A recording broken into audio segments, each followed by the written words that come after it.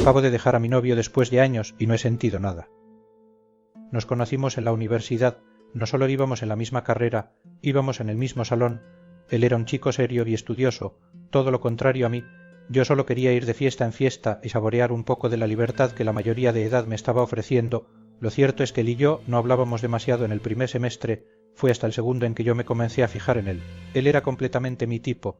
A mí toda la vida me gustaron los chicos grandes. Por grandes no me refiero a musculosos, sino que fueran más altos que yo. No me importaba el físico, ni si estaban guapos o no lo estaban, ni me fijaba en sus recursos económicos. Este chico era muy alto, media 1,97. No era muy guapo, pero era un chico bueno, el más estudioso de la clase de hecho. Nos conocimos poco a poco, y por poco a poco me refiero a muy lento, un mensaje por aquí, un mensaje por allá.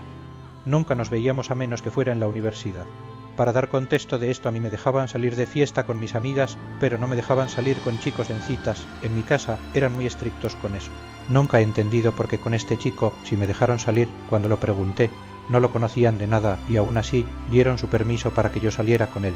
Comenzamos a salir y tuvimos alrededor de 50 citas antes de que me preguntara si quería ser su novia. En realidad no me lo preguntó él por sí mismo, sino que yo tuve que preguntarle a dónde íbamos o qué éramos en ese entonces. Yo pensaba que era tímido y le costaba un poco. Él me preguntó si quería salir oficialmente con él y así comenzó nuestra relación de manera formal. Durante mucho tiempo yo era la más feliz. Él era muy detallista conmigo, me llevaba de vez en cuando flores sin motivo alguno o algún café cuando era temporada de exámenes. Algo que no dije es que él no era de mi ciudad, era de otra que no era cercana a la mía, pero había tenido que mudarse solo para mi ciudad y poder estudiar la carrera que él quería.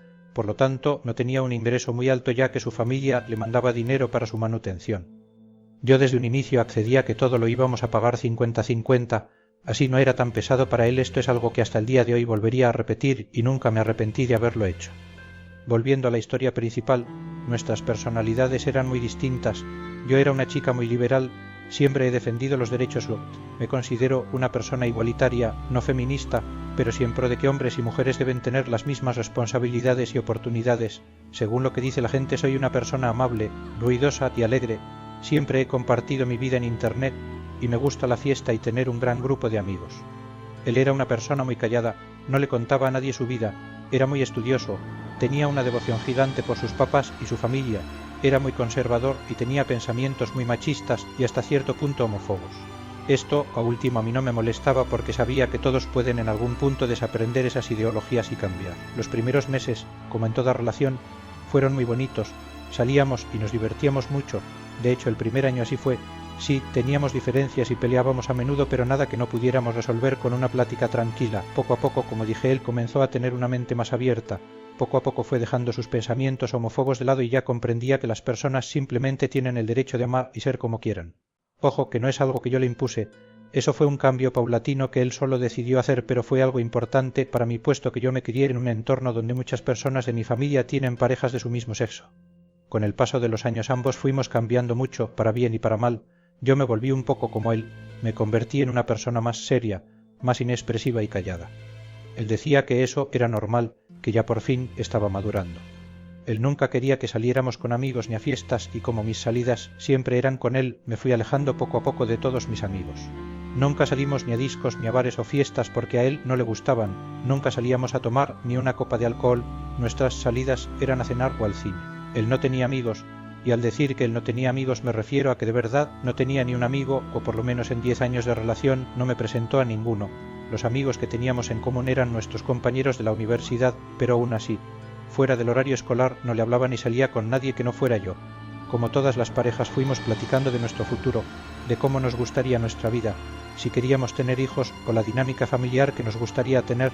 Estas pláticas comúnmente terminaban en peleas muy fuertes donde nos gritábamos mucho, ya que él pensaba que lo estaba presionando para casarnos o tener hijos. En un punto decidí que el tema solo se iba a hablar cuando él decidiera sacarlo. Para este entonces ya llevábamos 3 años de relación y yo pensaba que no faltaba mucho para casarnos, así que yo fui adquiriendo las responsabilidades de una esposa sin serlo. Le cocinaba desayuno, comida y cena, le lavaba la ropa, le ayudaba a hacer mandados y le acompañaba a hacer la compra. Nuestra dinámica era como la de un matrimonio, pero sin vivir juntos ni tener relaciones. Para este punto se me olvidó explicar que él era una persona muy católica.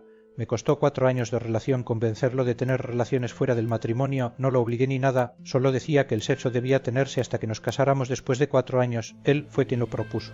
Lo hicimos y allí es cuando las cosas comenzaron a romperse un poco.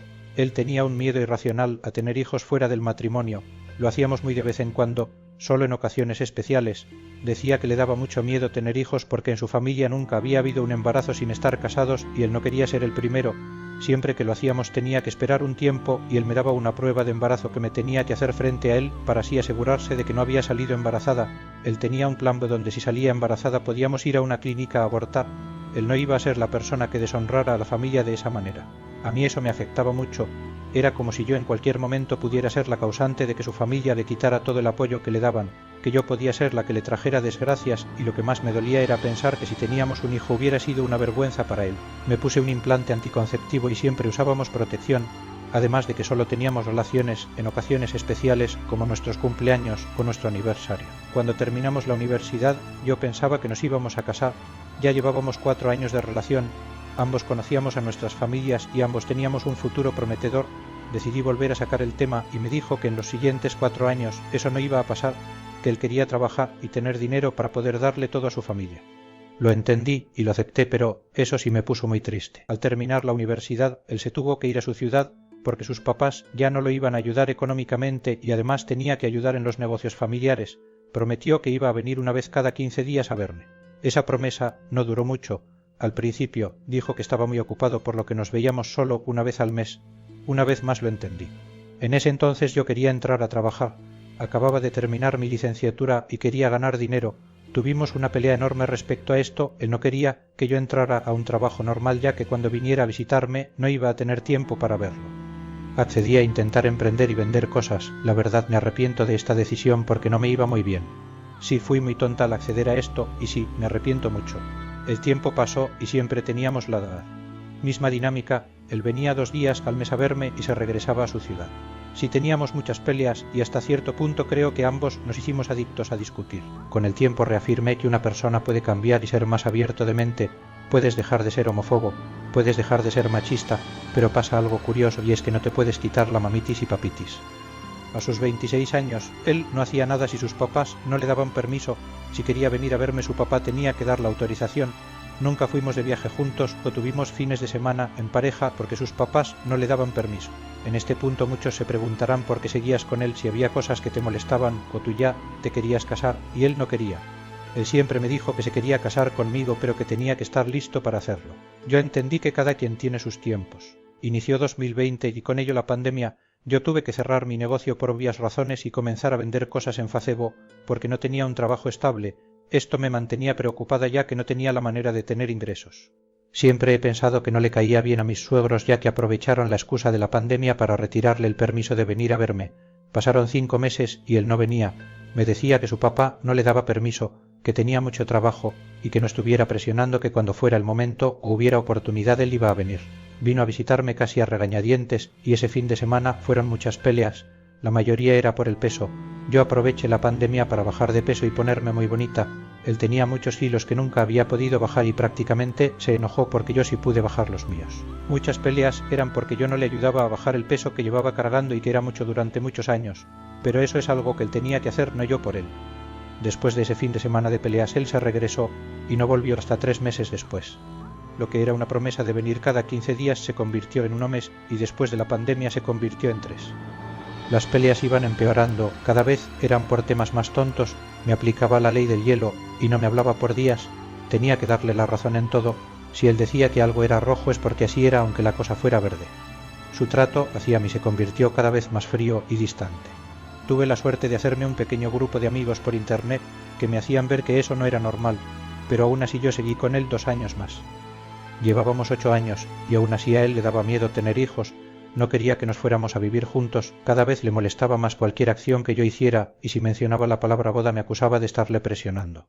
En algún punto yo comencé a cansarme, comencé a aplicar las mismas cosas que él me hacía, no por venganza, era más un intento desesperado donde viera cómo me sentía cuando tenía esos comportamientos conmigo pero a él parecía no importarle.